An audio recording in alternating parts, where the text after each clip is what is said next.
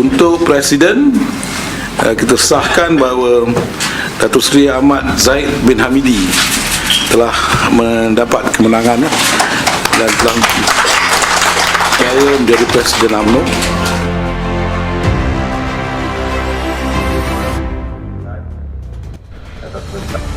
Jun 2018, beliau yang dimaksudkan Yang Berhormat Datuk Seri Dr. Ahmad Zahid Hamidi sah menjadi Presiden UMNO yang baru bagi penggal 2018-2021 dalam sesi pemilihan parti itu. Bersama-sama dengan saya, dengan sepenuh kekuatan launan suara kita, agar Dewan Merdeka ini menyaksikan komitmen dan ikhtiar kita. Hidup UMNO! Hidup Melayu! Hidup rakyat! Hidup Malaysia! UMNO! Selepas keputusan itu, ramai yang membuat komen dan menyatakan kekecewaan terhadap UMNO. Ahli dan penyokong parti bimbang dengan pengaruh Wallot yang masih kukuh menyebabkan UMNO masih ditakut lama. Namun ini bukan cara nujum pak belalang, ibarat meneka tepat segalanya. Ini soal pemulihan dan Ahmad Zahid Hamidi melakukan transformasi itu dengan penekanan 4 perkara, iaitu agama Islam sebagai agama persekutuan, bahasa Melayu sebagai bahasa kebangsaan, kedaulatan Raja-Raja Melayu dan hak istimewa orang Melayu.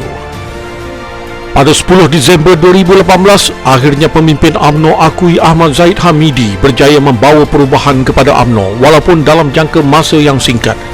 Perubahan yang paling ketara adalah menyatukan orang Melayu dan Islam.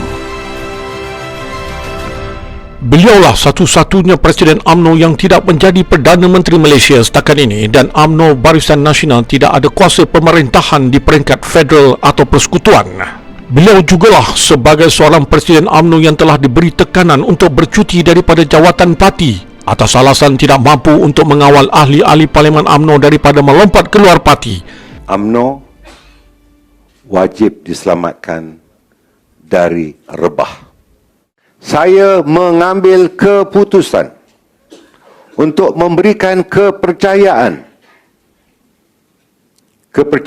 kepada timbalan Presiden Parti untuk menjalankan tugas-tugas Presiden Parti.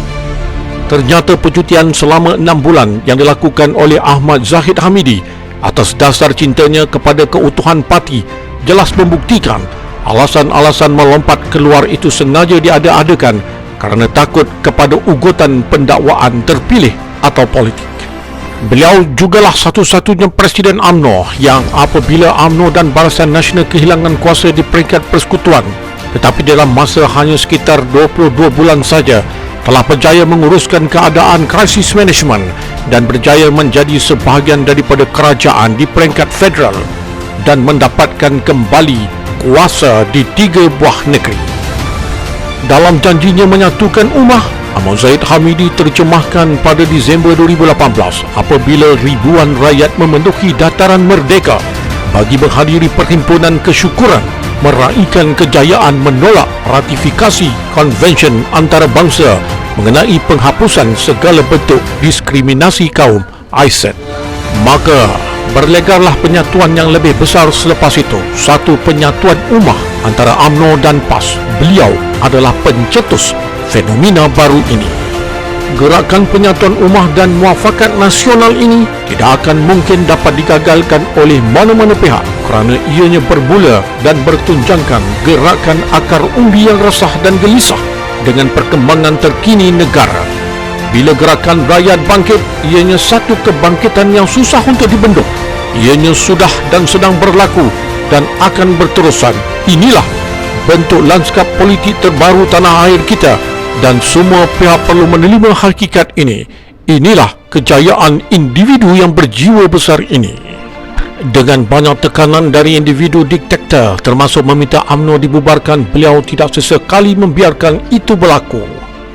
Jika saya mengikut kehendak dia membubarkan UMNO, saya tidak mahu apabila saya mati kelak kubur saya dikencing oleh 3 juta ahli UMNO.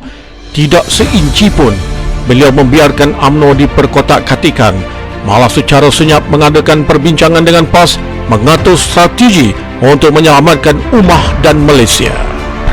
Apabila beliau tidak bersetuju seperti helang memburu tikus, beliau disiasat dan dikenakan 87 pertuduhan, antaranya melibatkan sebuah yayasan yang beliau tubuhkan untuk amal jariah termasuk membangunkan masjid, mahat, tahfiz, pusat hafazan Al-Quran, rubahana yatim dan surau-surau. Selain itu, Ahmad Zahid Hamidi berkata bahawa yayasan ini juga terlibat dengan penjagaan kebajikan asnaf dan golongan fakir miskin. Ketika beliau kembali di Persada Parti, berlangsung satu pilihan raya kecil peringkat parlimen dengan ketekasan beliau meletakkan calon bukan Melayu di kursi berkenaan, menyaksikan kemenangan besar dengan majoriti 15,086 undi sekaligus mendahului majoriti pada semua pilihan raya kecil yang diuruskan pemimpin ketika ketiadaan beliau. Keputusan meletakkan calon bukan Melayu adalah manifestasi kepada piagam muafakat nasional, iaitu memperkukuhkan muafakat nasional melalui amalan musyawarah yang melibatkan pelbagai latar agama, kaum dan budaya demi kepentingan negara. Hasilnya, strategi beliau percaya. Pada Perhimpunan Agung UMNO 2019, beliau mahukan pindaan kepada perlembagaan dan dengan tegas mahu UMNO melakukan pindaan fasal 3 perlembagaan itu dengan meletakkan agama Islam di hadapan dalam perjuangan Parti Melayu itu. Sebelum ini, tidak ada mana-mana pemimpin berbuat demikian selain beliau.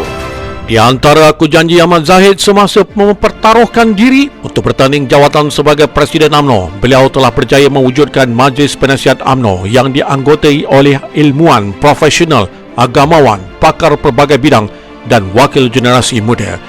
Mewujudkan pengkalan data UMNO, Akademi Pengkaderan UMNO, Unit Tindakan Khas Menangani Politik Wang, Majlis Media UMNO serta menerap dan melaksanakan dasar keterbukaan UMNO dengan UMNO dibuka ruangnya lebih meluas untuk generasi muda, profesional, ilmuwan, agamawan dan badan bukan kerajaan untuk melibatkan secara aktif dalam politik. Jelaslah Ahmad Zahid Hamidi, perancang yang menggerakkan perubahan UMNO dan lanskap politik Malaysia.